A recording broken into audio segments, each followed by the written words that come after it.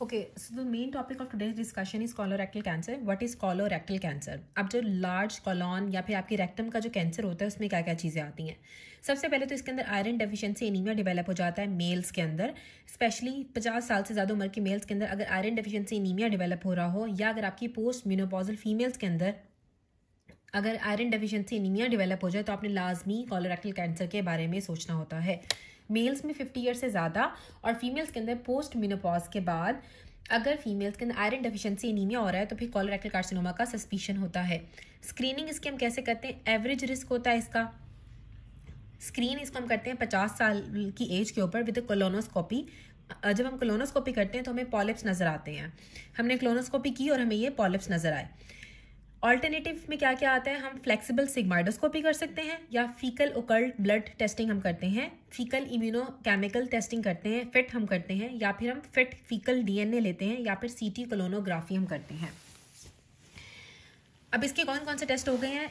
50 years of as के ऊपर आप कोलोनोस्कोपी करोगे तो आपको पॉलिप नजर आएंगे. ये इसके एवरेज रिस्क होता है. या तो आप फ्लेक्सिबल सिग्माइडोस्कोपी करते हो, या फीकल ओकल्ट ब्लड टेस्टिंग हम करते हैं, एफओबीटी करते हैं, या फिट करते हैं जिसमें फीकल इम्यूनोकेमिकल टेस्टिंग आती है, या फिट डीएनए हम करते हैं, fetal immunochemical testing, fecal DNA हम चेक करते हैं, या फिर सीटी कोलोनोग्राफी हम करते हैं. पेशेंट जो होते हैं जिनके फर्स्ट डिग्री रिलेटिव जिनको कोलॉन कैंसर होता है उनको आपने 40 ईयर्स ऑफ एज के ऊपर कोलोनोस्कोपी से लाजमी स्क्रीन करना होता है, और 10 ईयर्स पहले स्क्रीन करना होता है उनके रिलेटिव की प्रेजेंटेशन से. फॉर एग्जांपल अगर रिलेटिव को 50 ईयर्स ऑफ एज के ऊपर हुआ है तो आपने पेशेंट को 40 ईयर्स ऑफ एज के ऊपर ही स्क्रीन करना स्टार्ट कर देना है. Patient with IBD are screened more regularly. अगर एक ऐसा पेशेंट है जिसको इन्फ्लामेटरी बाउल डिजीज़ है जैसे अल्सरेटिव कोलाइटिस या क्रॉन्स डिजीज़ है तो उसके अंदर आपने लाजमी उनको स्क्रीन करना होता है, रेगुलरली स्क्रीन करना होता है. इसके ऊपर हमें बेरियम एनीमा के ऊपर एप्पल कोर लीजन हमें मिलता है. ये एप्पल कोर लीजन हमें नजर आता है, एप्पल कोर लीजन हमें नजर आता है बेरियम एनीमा के ऊपर कोलोरेक्टल कार्सिनोमा में. इसका tumour marker CE carcino embryonic antigen tumour marker होता है जो कि मॉनिटर करता है, रिकरेंस के बारे में बताता है. इसको हम स्क्रीनिंग के लिए यूज़ नहीं करते हैं. अगर एक पेशेंट को ऑलरेडी कोलोरेक्टल कार्सिनोमा है, उसको दोबारा से हुआ है या नहीं हुआ है, उससे हम उसके सीईए लेवल्स करा के चेक कर लेते हैं. बेरियम एनीमा के ऊपर हमें एप्पल कॉर्ड लियन हमें नज़र आता है. पेशेंट जो आईबीडी वाले होते हैं उनको हम ज़्यादा फ्रीक्वेंटली स्क्रीन करते हैं. अब इसकी एपिडेमियोलॉजी में आता है most patients are greater than 50 years of age and 25% patients की कोई ना कोई फैमिली हिस्ट्री भी आपको मिलती है. ज़्यादातर 50 ईयर्स से ज़्यादा में ये होता है और फैमिली हिस्ट्री भी हमें मिलती है. अब प्रेजेंट किस तरह से करता है पेशेंट? रेक्टोसिग्मॉइड में सबसे ज़्यादा होगा, फिर असेंडिंग कोलॉन को इन्वॉल्व करता है, फिर आपकी डिसेंडिंग कोलॉन को इन्वॉल्व करेगा. सबसे ज़्यादा आपका रेक्टम और सिग्मॉइड कोलॉन को इन्वॉल्व करता है, फिर आपके असेंडिंग कोलॉन को इन्वॉल्व करेगा, देन डिसेंडिंग कोलॉन को इन्वॉल्व करता है. The most are asymptomatic. ज़्यादातर पेशेंट एसिम्टोमेटिक होते हैं, राइट साइडेड जो होते हैं. अब दो तरह का कोलोरेक्टल कार्सिनोमा होता है, एक राइट साइडेड होता है, एक लेफ्ट साइडेड होता है. अब राइट साइडेड होगा जिसमें आपकी सीकम और असेंडिंग कोलॉन आ जाती है, उसमें आपको ओकल्ट ब्लीडिंग होती है. जो लेफ्ट साइड होता है रेक्टोसिग्माइड, इसमें आपको हिमेटोशेजिया डेवलप हो जाता है या फिर आपको ऑब्स्ट्रक्शन डेवलप हो जाती है. ठीक है, नैरो ल्यूमन हो जाएगा, स्टूल का कैलिबर कम हो जाता है. रेक्टोसिग्माइड वाले के अंदर आपको हिमेटोशेजिया नजर आता है कि आपको स्टूल के साथ आपको ब्लड आता है और ऑब्स्ट्रक्शन भी डेवलप हो जाती है. अगर आपका राइट साइड का कोलोरेक्टल कार्सिनोमा होगा तो उसके अंदर आपको ओकल्ट ब्लीडिंग आती है. नैरो ल्यूमन हो जाएगा, स्टूल कैलिबर डिक्रीज कर जाता है. असेंडिंग अगर आपका होता है, अगर आपका असेंडिंग कोलॉन के अंदर कोलोरेक्टल कार्सिनोमा है तो हमें एक्सोफिटिक मास नजर आता है, आयरन डेफिशिएंसी एनीमिया हो जाता है, वेट लॉस होता है. एक्सोफाइटिक के अंदर क्या होगा? आपको एक्सोफाइटिक मास मिलेगा. असेंडिंग कोलॉन के अंदर अगर आपका राइट साइडेड होगा, साथ आपको आयरन डेफिशिएंसी एनीमिया हो जाएगा और वेट लॉस होगा. अगर आपका डिसेंडिंग कोलॉन या फिर आपके लेफ्ट साइडेड अगर कोलोरेक्टल कार्सिनोमा है तो आपको इनफिल्ट्रेटिंग मास मिलता है, पार्शियल ऑब्स्ट्रक्शन हो जाती है, कॉलिक की पेन होता है, हिमेटोशेजिया हो जाता है. हिमेटोशेजिया जो होता है वो आपको लेफ्ट साइडेड के अंदर होता है और आयरन डेफिशिएंसी एनीमिया आपको राइट साइडेड या असेंडिंग कोलोरेक्टल कार्सिनोमा में होता है. ये आपका प्रेजेंट करता है स्ट्रेप्टोकोकस बोविस, गैलोलिटिकस, बैक्टीरिया या endocarditis as an episode of diverticulitis. ठीक है, या तो पेशेंट को डायवर्टिकुलाइटिस डेवलप हो जाएगा या उसे एंडोकार्डाइटिस या फिर बैक्टीरिया डेवलप हो जाता है गैलोलिटिकस का या स्ट्रेप्टोकोकस बोविस का. अब इसकी रिस्क फैक्टर्स क्या क्या हो सकते हैं। अब रिस्क फैक्टर्स में सबसे पहले आता है एडिनोमेटस एंड सीरेटेड पॉलिप्स। अगर एक पेशेंट को पॉलिप्स हैं कॉलॉन के अंदर तो उसमें चांसेस होते हैं उसको कोलोरेक्टल कार्सिनोमा डेवलप हो सकता है। अगर फैमिली हिस्ट्री आ रही है, फैमिलियल कैंसर सिंड्रोम है कि फैमिली में कैंसर है, अगर इन्फ्लामेटरी बाउल डिजीज है, या अगर वो टोबैको यूज़ करता है, या फिर dried of processed meat with low fibre, अगर वो प्रोसेस्ड मीट खा रहा है और फाइबर नहीं खा रहा है तो उसके अंदर भी कोलोरेक्टल कैंसर के चांसेस ज़्यादा होते हैं।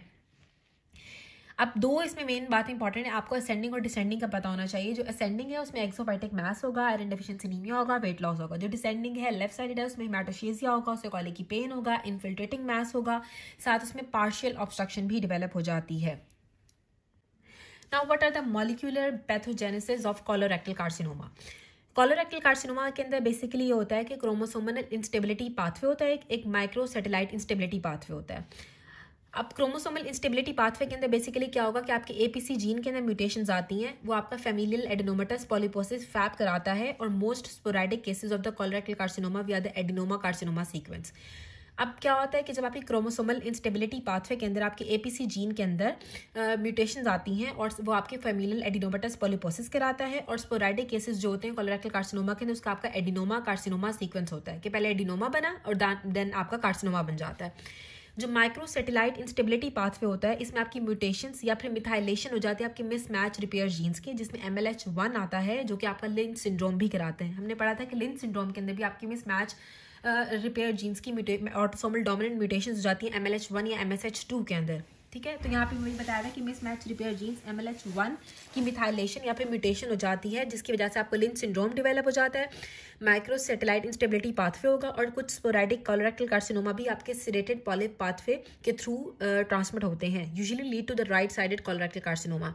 जो माइक्रो सैटेलाइट इंस्टेबिलिटी पाथवे या लिंच सिंड्रोम होता है ये सारा आपका ज़्यादातर आपकी राइट साइडेड जो है वो कार्सिनोमा कराता है, क्योंकि हमने पढ़ा था कि जो लिंच सिंड्रोम होता है वो आपकी प्रॉक्सिमल कोलॉन को ऑलवेज इन्वॉल्व करता है। तो प्रॉक्सिमल कोलॉन आपकी राइट साइडेड होती है, तो राइट साइडेड कोलोरेक्टल कार्सिनोमा आपके माइक्रो सैटेलाइट इंस्टेबिलिटी पाथवे या फिर लिंच सिंड्रोम के साथ एसोसिएटेड होते हैं। जो लेफ्ट साइडेड होंगे कार्सिनोमास या जो बाकी कार्सिनोमा होता है कोलोरेक्टल कार्सिनोमा वो आपके फैमिलियल एडिनोमेटस पॉलीपोसिस और एपीसी जीन की म्यूटेशन की वजह से होते हैं। या इसके अंदर क्या होता है COX-2 का ओवर एक्सप्रेशन हो जाता है, वो भी लिंक करता है आपके कोलोरेक्टल कैंसर्स के साथ। एनसेड्स में भी कीमो प्रिवेंटिव, जो एनसेड्स होती हैं वो COX-2 को इनहिबिट करती हैं, COX-2 इनहिबिटर होती हैं, तो आप इसके अंदर एनसेड्स देते हो जो कि कीमो प्रोटेक्टिव हो जाती हैं, आपके कीमो प्रिवेंटिव हो जाती हैं कि आपके पेशेंट को जो है प्रोटेक्ट करती हैं आपके कैंसर से। और अगर COX-2 का ओवर एक्सप्रेशन होगा तो उसकी वजह से भी आपको कोलोरेक्टल कार्सिनोमा डेवलप हो जाता है। अब इसमें तीन चीज़ें आती हैं, या तो आपकी क्रोमोसोमल इंस्टेबिलिटी हो जाएगी पाथवे होगा, या फिर आपके माइक्रो सैटेलाइट इंस्टेबिलिटी पाथवे होगा, या फिर आपको ओवर एक्सप्रेशन हो जाता है COX-2 का। अब यहाँ पे शो किया हुआ क्रोमोसोमल इंस्टेबिलिटी पाथवे क्या होता है, जिसमें आपकी एपीसी जीन के अंदर म्यूटेशंस आती हैं और फैप डेवलप हो जाता है। नॉर्मल कोलॉन के अंदर क्या होता है, हमारे पास ये प्रोलिफरेशन शो की भी है, इंटरसेलुलर एडहेरेंस आपकी कम हो गई, प्रोलिफरेशन होना स्टार्ट हो गई। एपीसी जीन का जब लॉस हो जाता है तो क्या होगा, प्रोलिफरेशन होना स्टार्ट हो जाती है और जो सेल्स के दरमियान की एडहेजन होती हैं वो कम हो जाती हैं, कोलॉन एट रिस्क हो जाती है।